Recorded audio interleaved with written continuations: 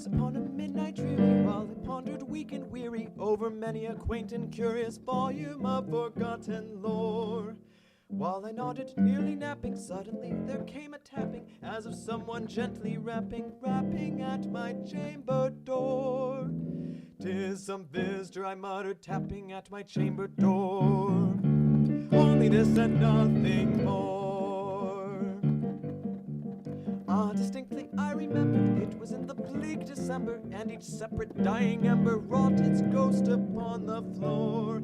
Eagerly I wished the morrow, vainly I had sought to borrow from my books surcease of sorrow, sorrow for the lost Lenore, for the radiant maiden whom the angels name Lenore, maker damsel I'd adored.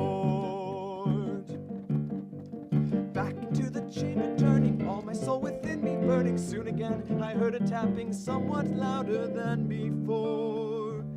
"Surely," said I, "surely that is something at my window lattice. Let me see then what thereat is, and this mystery explore.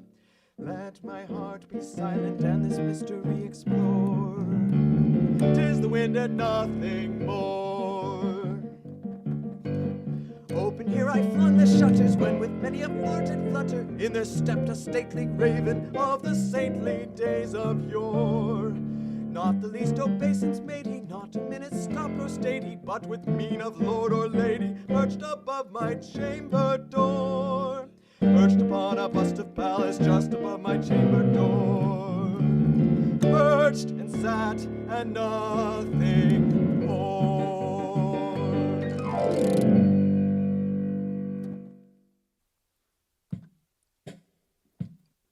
Then this ebony bird beguiling my sad fancy into smiling, by the grave and stern decorum of the countenance it wore. "Thou art like Elijah's raven," stated I, when they were saving that poor prophet from the famine, dropping meat from heaven's door. "Meat! It must be that your presence is a sign to me outpoured." Quoth the raven, "Nevermore."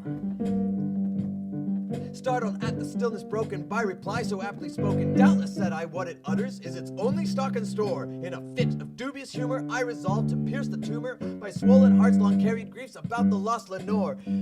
"Crazy raven," I did whisper, "I once loved and even kissed her." Quoth the raven, "Nevermore." Off Alberta love did falter, oh what folly did assault her, to relinquish all that we might had when I turned carnivore. Why, when I shunned carbs and sauces, did she tally up her losses, decide that love for steak meant I loved her less than before, that when I was grilling T-bones I loved her less than before? Quoth the raven, "Nevermore." "Be that word our sign of parting, bird of freed," I shrieked upstarting, "get thee back into the tempest and the night's Plutonian shore. Tell my dearest that my grilling, though delicious, is not thrilling as her little hands outstretched to me with morsels by the score, as those symbols of her loving heart, the chocolates by the score." Quoth the raven, "Nevermore."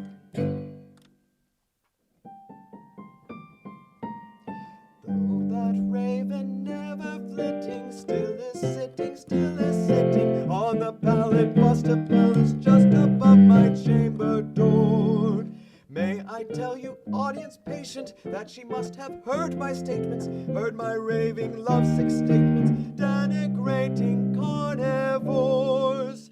And from some fair cloud returning came the maker maid Lenore, and she wed me evermore.